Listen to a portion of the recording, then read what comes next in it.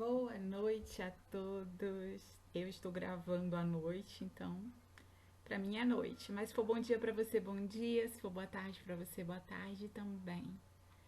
Nossa aula de hoje está dentro da parte de cirúrgica, tá? Então a gente vai falar um pouquinho de cirurgias do sistema respiratório, né? Não dá para falar em todas, óbvio, mas a gente vai falar um pouquinho sobre as cirurgias que acontecem no sistema respiratório. Já peço a todos, óbvio, né? Aquelas pessoas que tem um arquivozinho aí na cabeça, então puxa lá do arquivo, vai atrás do arquivo morto e procura aí anatomia do sistema respiratório. Ah, Pro, não tenho, não sei. Então vai no meu canal que tem duas aulinhas aí top sobre sistema respiratório, que aí você consegue ter uma compreensão legal do que a gente vai falar aqui. Beleza? Vamos lá? Aqui rapidinho, né? Fazer uma revisãozinha, tá? Nós temos compondo o sistema respiratório a cavidade nasal, as narinas, a epiglote, a glote, a faringe, a laringe, a traqueia, os brônquios, a pleura, né, que é a camada que reveste o pulmão, os alvéolos, o pulmão propriamente dito, e um músculo extraordinário que nós não podemos deixar de falar, que é o diafragma, tá? Então, esses são os órgãos que compõem o sistema respiratório, como vocês se lembram bem, tá? Mas se você quiser saber mais um pouquinho sobre cada um deles, especialmente da parte pulmonar, tá? Dá uma olhadinha que aqui mesmo nesse canal a gente tem duas aulinhas maravilhosas sobre o sistema respiratório, tá? A laringectomia é a remoção parcial ou total da laringe.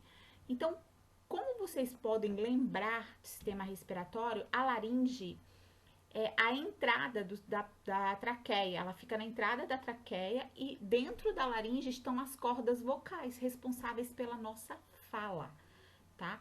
Então, quando acontece de se retirar a laringe, seja por remoções parcial ou total, óbvio que vai danificar diretamente as cordas vocais e, consequentemente, a capacidade da fala.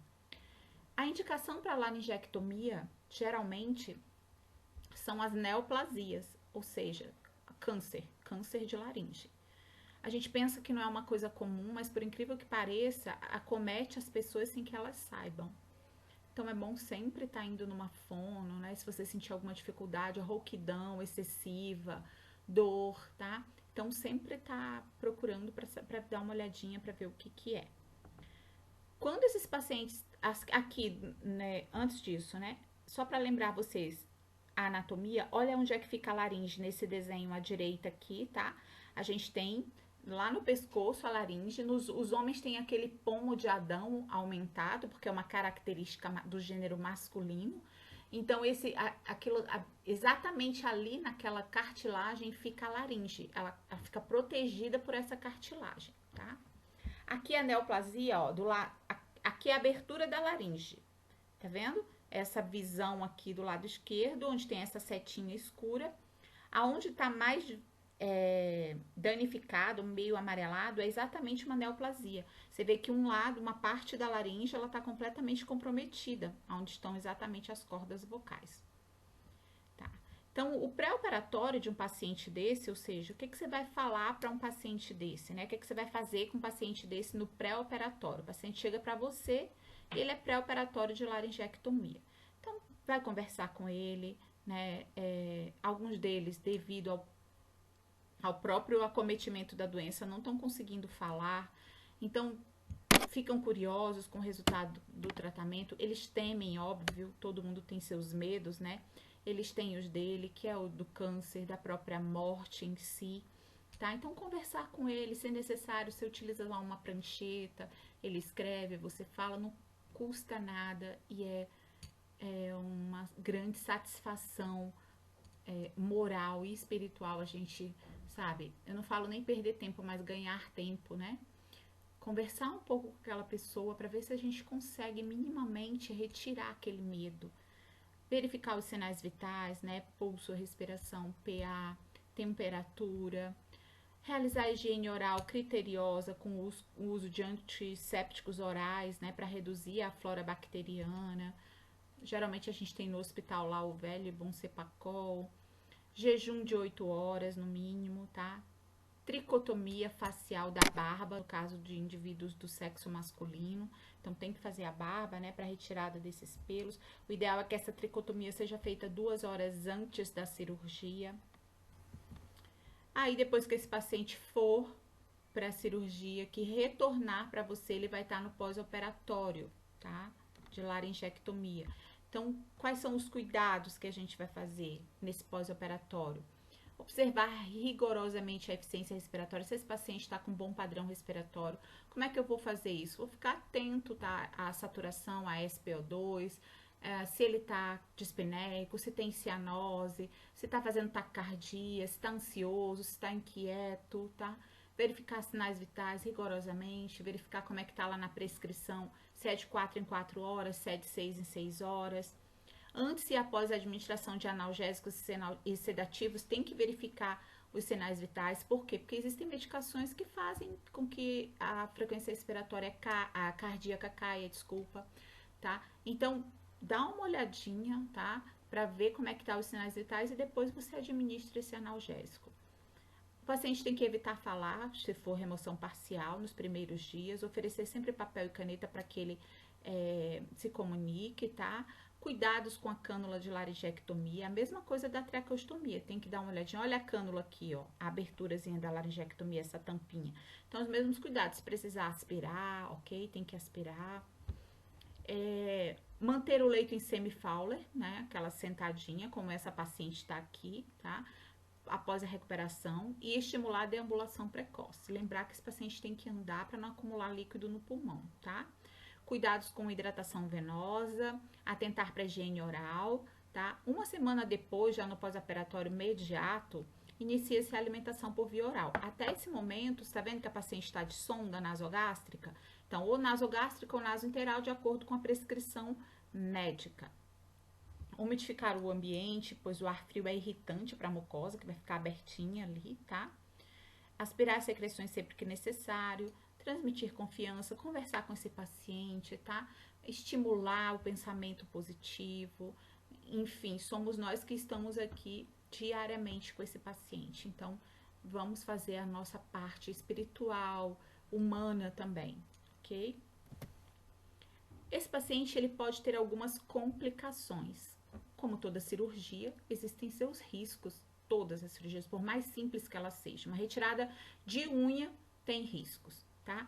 Então, ele pode ter a talectasia. A talectasia é o quê? É que esse pulmão pode colabar, os alvéolos podem colabar e ele não fazer mais as trocas gasosas. E aí, ele entra em um quadro de insuficiência respiratória e aí fica grave, geralmente vai pro tubo, tá? Esse paciente pode evoluir com uma pneumonia por contaminação no momento cirúrgico, contaminação em aspiração, tá? Pode ter alteração no olfato, ele não conseguir direito naquela adaptação, naquele período pós-operatório ali, sentir o cheiro das coisas, sentir o gosto, né? Pode até haver uma fístula na laringe, né? Que tá ali comunicando o esôfago, e aí tem que ver se houver essa fístula mesmo, tem que ir para a cirurgia para suturar. E pode ter infecção do local da ferida operatória. Essas são algumas complicações da laringectomia no pós-operatório.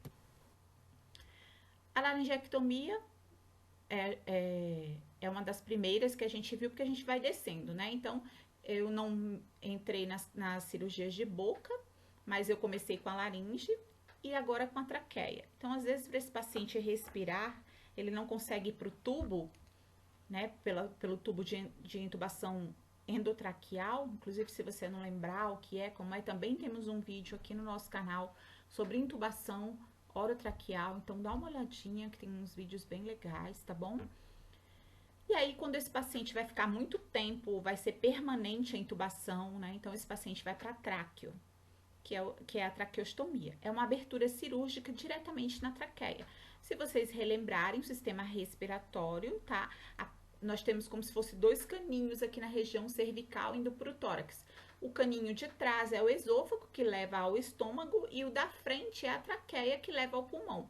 por isso uma abertura exatamente aqui no final, na porção inferior da cervical, né, do seu pescoço. Então, você vai conseguir acessar a sua traqueia, tá? Então, a incisão fica assim mesmo. Eu vou pegar minha canetinha aqui para que vocês vejam, ó. Fazer um círculozinho vermelho, essa é a incisão da traqueostomia, tá? Dentro aqui em cima, nessa figurinha, como você pode ver, aqui é a traqueia, aqui é a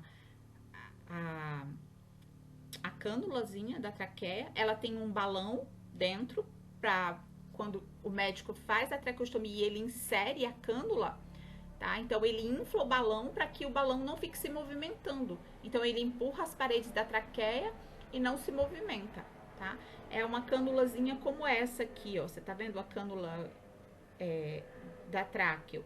Essa daqui é a parte interna, essa daqui é a parte que fica para fora aqui, ó. Vou até colocar uma setinha, fica para fora. Vou escrever aqui fora, tá? Fica pra fora. Aí aqui a parte que fica pra dentro, que tem o balão, tá? Que você insufla com um cuffzinho, também parecido com aquele cuff cuff da intubação do tubo orotraqueal, tá? E aqui é a cânula, a parte externa, tá? Quando é que é indicado fazer uma traqueostomia num paciente? Quando ele está com as vias aéreas obstruídas por algum motivo, ou corpo estranho, ou por um edema, no caso da difteria, ou por tétano, ou edema de glote, ou câncer de laringe. Então, às vezes, você não consegue acessar pelo tubo orotraqueal, então você tem que fazer uma traqueostomia. Pacientes que estão em coma também durante muito tempo e não pode ficar direto no tubo, aí vai para tráqueo. Paralisia dos músculos respiratórios, tá? A traqueostomia, ela tanto pode ser provisória, que o médico colocou naquele momento e depois ele fecha, como ela pode ser definitiva se for um caso de dano, né, das vias respiratórias, e aí ele tem que ficar definitivamente com aquela tráqueo. Ela pode ser definitiva. Mais uma vez, aqui embaixo vocês têm o desenhozinho para ver como é que fica com o balãozinho insuflado, tá? E o paciente fica assim também, ó, tranquilo, né? À esquerda lá em cima. Aqui mais uma vez para você ver, né? A incisão é feita com bisturi. Aí o cirurgião insere a cânula, tá? Aqui atrás tá o esôfago, tá vendo? O esôfago. E aqui a tráqueo e aqui o tubo da traqueostomia. Tá? Esse vídeo aqui, gente, é maravilhoso, porque é uma traqueostomia em tempo real mesmo, tá? Você vê lá ele cortando, fazendo. Então, muito legal, vou deixar no descritivo esse vídeo, assistam, porque ele é muito top, muito bom mesmo. Eu fico pesquisando os vídeos para mostrar para vocês, porque as pessoas fazem vídeos maravilhosos na internet, eu acho que vale a pena. Claro, tem que triar bastante, eu assisto várias vezes para estar mostrando para vocês, mas quando eu escolho assim é porque realmente é um negócio legal para você assistir. E aí a gente tem o paciente que vai fazer a tráqueo ainda e que tá consciente, né? Ele vai fazer, mas ele tá em pleno estado da sua consciência. E tem o paciente inconsciente. Então, se ele tiver consciente, tem alguns cuidados de enfermagem, né? Se ele não for uma emergência, né? Então, dá para fazer um preparo psicológico, esclarecer o paciente e a família sobre a cirurgia, sobre os cuidados no pós-operatório, tá? Principalmente se for uma traqueostomia definitiva. Lembra que ele vai ter muitas dúvidas, principalmente de como vai ser sua vida, se ele vai poder falar, se não vai. Então, ele vai estar cheio de dúvidas e cheio de medo. Então, mais uma vez, vale a pena perder um tempinho com esse paciente, conversar com ele, tá? Então, a gente tem que fazer várias orientações, entre ela em que no primeiro momento ele não conseguirá falar, mas que com o tempo ele vai aprender a fechar o orifício da tráqueo e aí ele consegue falar, tá? Preparo físico inclui tricotomia de face e pescoço em paciente sexo masculino 2 horas antes do procedimento da tráqueo. Tá? E aí, quando esse paciente volta para você, tem alguns cuidados no pós-operatório, que um deles principalmente é a oferta de oxigênio para esse paciente, se for prescrito, e a aspiração das vias aéreas, que esse paciente fica com secreção. Então, a aspiração das vias aéreas, gente, é uma técnica que tem que ser muito bem feita, sabe? Porque quando a gente aspira a secreção, você não aspira só a secreção, você aspira o oxigênio desse paciente. E se ele estiver consciente, ele sofre muito com aquela ausência de ar, com desespero de querer o ar, sabe?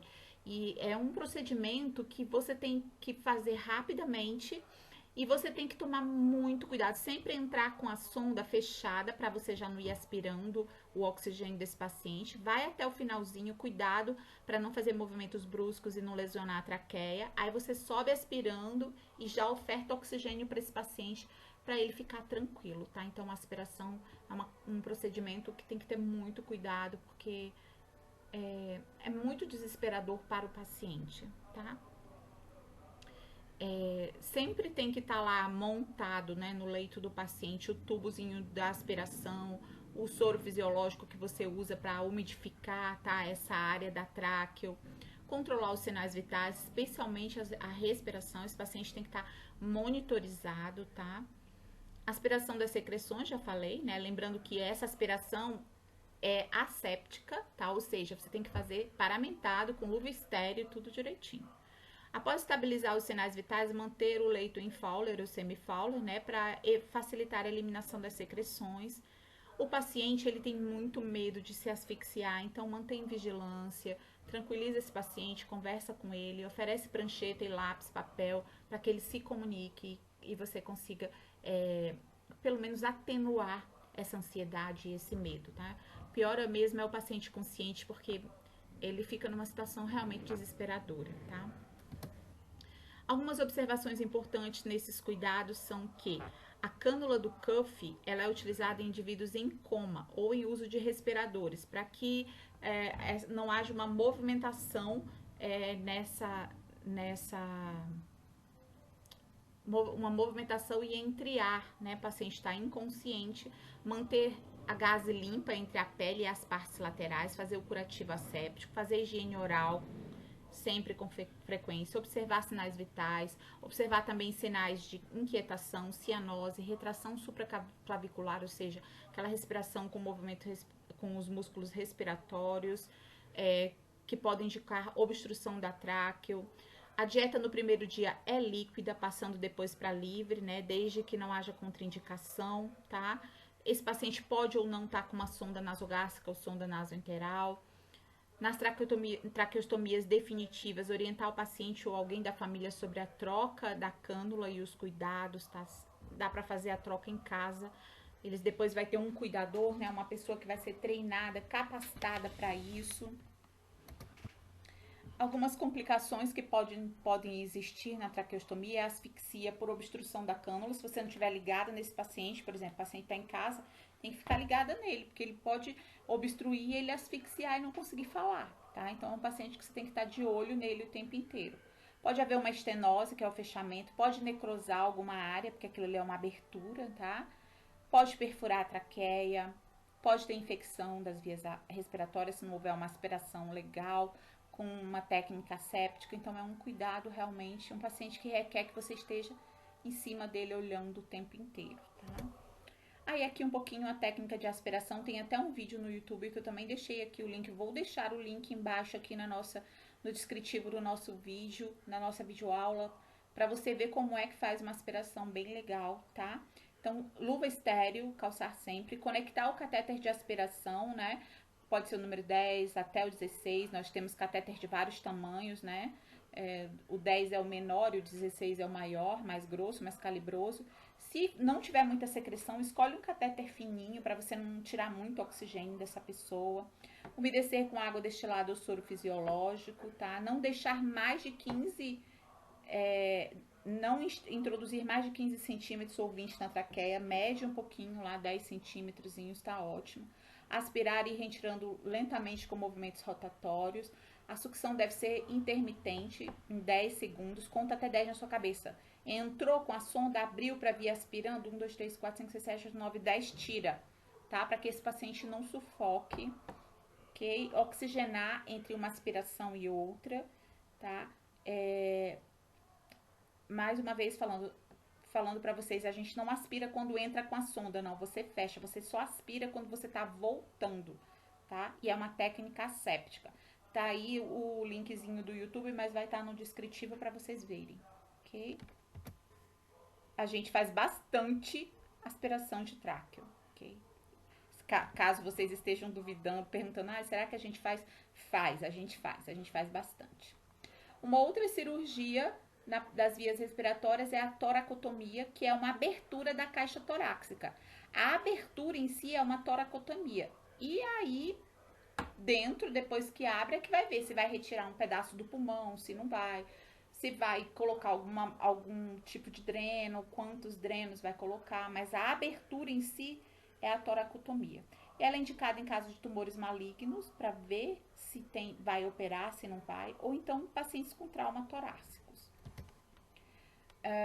Um paciente pré-operatório, paciente geralmente acontece desses pacientes que fumam, né? Então vamos parar de fumar, gente. Ter problemas pulmonares, tá? Então tem que interromper o fumo, aumentar a ingesta hídrica antes, né? Isso no pré-operatório. Fazer nebulização, estimular a tosse, né? Para fluidificar bem essa secreção, para botar muita secreção para fora, para esse pulmão estar limpo e o médico poder visualizar esse pulmão, anotar o aspecto e o volume das secreções, verificar os sinais vitais. Tem que ser um paciente com jejum de no mínimo 8 horas. Fazer enteróclise se for o caso, né? Ou seja, fazer o clister lá, a limpeza, né? Do intestino desse paciente, pelo menos 8 horas antes da cirurgia ou logo após o início do jejum, conforme prescrição médica. Tricotomia nas regiões axilares e torácicas, 2 horas antes, né, da cirurgia. E daí, caso necessite, geralmente é feito cateterismo vesical, porque esse é um paciente grave que provavelmente depois vai para a UTI. O pós-operatório, observar estados de consciência e resposta aos estímulos, verificar sinais vitais, após estabilização, manter o leito em semi-Fowler, cuidados com a drenagem torácica. Geralmente um pós-operatório de toracotomia vem com dreno de tórax, tá? Então, mudança de decúbito de 2 em 2 horas no pós-operatório imediato, tá? Estimular deambulação, ou seja, os pacientes têm que andar conforme a recomendação médica, andar devagarzinho nos primeiros dias, né? E depois vai se acostumando. Muito cuidado com dreno de tórax, tá? A gente vai ver os cuidados. Tem uma parte aqui que é só de dreno de tórax. Observar se há sangramento pelos curativos, que são feitos uma vez por dia. No pós-operatório imediato, o paciente geralmente fica dentro da unidade de terapia intensiva, beleza? Aqui tem um drenozinho de tórax, né? Paciente com dreno de tórax, para você ver os cuidados. Depois a gente vai ver os cuidados com dreno. Algumas complicações que você pode ter na toracotomia são hemorragias, fístulas dos brônquios e do pulmão, ou seja, uma comunicação que não deveria existir, insuficiência respiratória, pneumonia, talectasia, arritmias cardíacas, distensão gástrica e insuficiência renal. Então, é um paciente que é grave, é um paciente que requer cuidados, assim, intensivos, beleza? A pneumectomia é a retirada de um pulmão inteiro, tá? Ou seja, quando você tira só um pedacinho, é outro nome que se dá, lobectomia. Mas a pneumectomia é a retirada de um dos pulmões inteiros.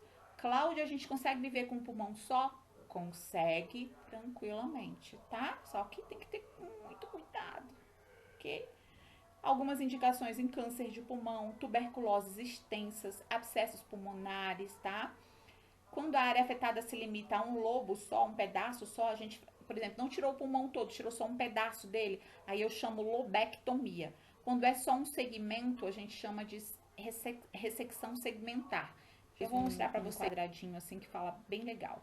No pré-operatório de pneumectomia, fazer exercícios respiratórios, né? Geralmente é acompanhado por um fisioterapeuta que ele vem lá fazer aqueles exercíciozinhos de inspirar, soprar, tá? Para favorecer a drenagem das secreções, orientar o paciente a tossir, expectorar, higiene oral constante para prevenir infecção na orofaringe, tá? Deverá ser tratado qualquer infecção que ele tenha de dentes, de amígdalas antes da cirurgia. O paciente não pode ir para a cirurgia de pneumectomia com nenhuma infecção na cavidade orofaringe. Cuidados gerais, tricotomia, enteroclise, mesmo cuidado das outras.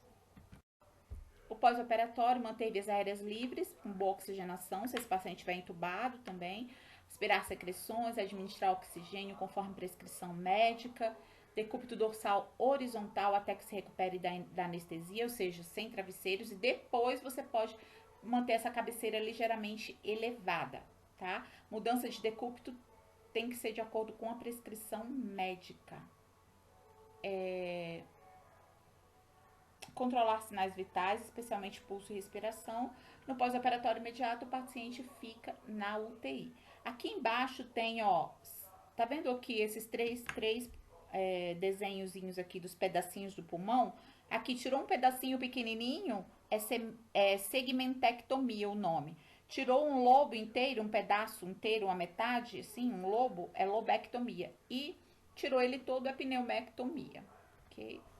Complicações cirúrgicas desse paciente hipóxia, ele pode fazer uma queda de oxigênio, né, por insuficiência pulmonar, o pulmão não está funcionando direito, óbvio, e aí ele faz uma hipóxia, uma redução de oxigênio no cérebro, nas células, tá? Então, esse paciente tem que ser ofertado mais oxigênio, daí o médico tem que ver como, se ele vai entubar, o que ele vai fazer. Hemorragia esse paciente pode ter, hipovolemia, choque, arritmia cardíaca, edema agudo de pulmão, atelectasia, né, nos alvéolos e infecção. É um paciente grave, Cláudia? É um paciente gravíssimo.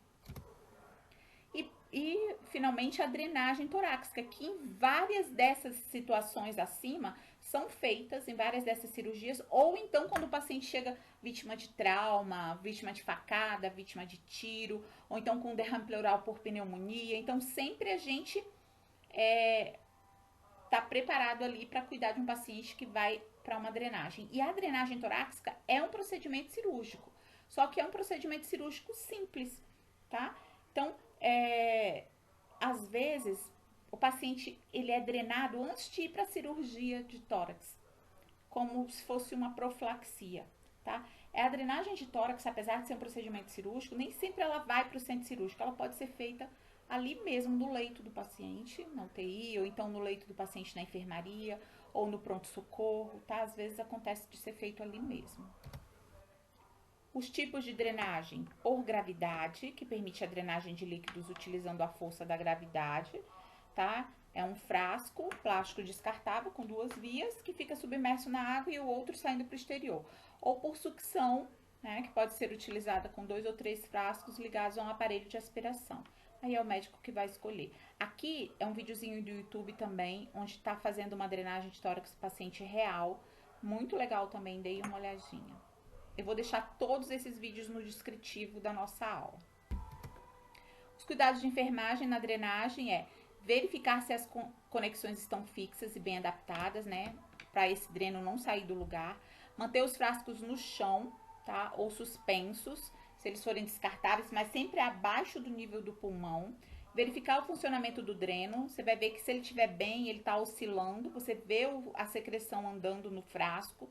E aí ele tá bem, ok? Trocar diariamente a drenagem sempre que necessário, porque tem um vídeo também que eu vou mostrar pra vocês como é que troca no final do dia o paciente drenou um monte lá, o frasco tá cheio, como é que troca esse frasco, tá? Então tem lá um vídeo bem legal mostrando pra vocês. Colocar água ou soro fisiológico sempre, né, pra fazer lá o selo d'água. Marcar o nível d'água com traço horizontal para que as pessoas, todo mundo que vai trocar, saiba até onde tem que colocar o soro fisiológico, a data e a hora da troca. Sempre pinçar esse dreno antes de você mexer no selo d'água, tá? Retirar a pinça para verificar se esse dreno está oscilando. Medir e anotar o volume drenado, por exemplo, se você marcou até 200 que você colocou o líquido, o soro, né? Mas daí, quando você chega no final da tarde, tem 500 lá. Então, 200 foi do soro que você colocou, mais 300 que drenou do pulmão dele. E aí você anota. Aqui alguns cuidados com dreno do tórax, somos nós que fazemos o curativo, né? Então, a gente sempre protege com uma gazezinha, depois fecha, tá? Esse curativinho. A troca do selo d'água tá aqui nesse vídeo, que eu também vou deixar no link descritivo do nosso vídeo, da nossa videoaula. O cuidado com esse paciente, entender que esse paciente ele vai sentir dor no pós-operatório, pós-adrenagem, porque imagina um dreno dentro do seu pulmão, dói muito, gente. Então, infelizmente, a gente tem que estar ligada com esse paciente o tempo inteiro para evitar que ele tenha essa ansiedade, né? Essa alteração psicológica, essa irritabilidade, tem que entender também. E tem que estar sempre administrando medicamentos para dor, tá? Se ele está dispneico, sempre observar esse paciente, manter o dreno em posição adequada, sem dar dobrando ele lá para baixo, embaixo do paciente para que ele drene. Não prender com esparadrapo a extensão da borracha no leito, pois o dreno pode ser retirado, né? Então, cuidado para não prender essa borracha no leito, que senão o paciente puxa de uma vez e aí ele faz uma atelectasia nesse pulmão que vai ficar muito grave. Então tem que tomar muito cuidado com esse dreno. Manter a posição de Fowler ou semi-Fowler, não deitar sobre o dreno nem dobrar, pinçar com a mão a extensão de borracha ou com uma pinça sempre que você for desconectar, deambular com frasco de drenagem, né? Bota o paciente para andar, mas segurando o frasco abaixo, lá embaixo, próximo do pé dele, tá? Estimular o paciente a movimentação e exercícios respiratórios, transportar o paciente em cadeira de rodas com frasco sempre abaixo, trocar o curativo diariamente. Tem um vídeo aqui de como você deambular e como você manter esse paciente durante o manuseio desse dreno de tórax. Também vou deixar no descritivo da nossa aula, tá? Aqui também tem um videozinho da troca do curativo e também da retirada do dreno, tá? Então, só quem retira esse dreno é o médico, tá? Então, a gente prepara o material para ponto, para curativo, porque ele vai tirar o dreno e vai suturar, vai fechar. E aí ele precisa de materialzinho para ponto. Então, a gente já deixa separado, leva esse esparadrapo bem largo, gases, soro fisiológico, deixa o paciente bem confortável, orientar ele a respirar, manter o local vedado, tá? Fechadinho lá, o curativo oclusivo, tá? Observar sempre enfisema subcutâneo se ele não tem ar na região, espinéia, dor torácica, tá? Todos os sistemas de drenagem atuais não são mais de vidro, antigamente era de vidro, hoje em dia, assim como tá nessa fotinho aí, de plástico, tranquilo. Alguma pergunta? Eu sei que deve ter, então deixa aí a pergunta nos comentários do vídeo. Também você pode me encontrar no e-mail claudiabrum@gmail.com, tá? E muito obrigada pela sua participação, eu espero que você goste. Lembre de acessar os vídeos que eu deixei, porque eles são muito importantes para a complementação dessa aula. Se você gostou, dá um like, se inscreve no meu canal, porque é muito importante a sua inscrição, tá? Para que a gente possa estar trabalhando cada vez mais em aulas para vocês. Um beijo grande no coração de vocês. Fiquem com Deus e lembrem sempre, tá? Que vocês têm que ter foco e estudar, que enfermagem é isso. Beijo!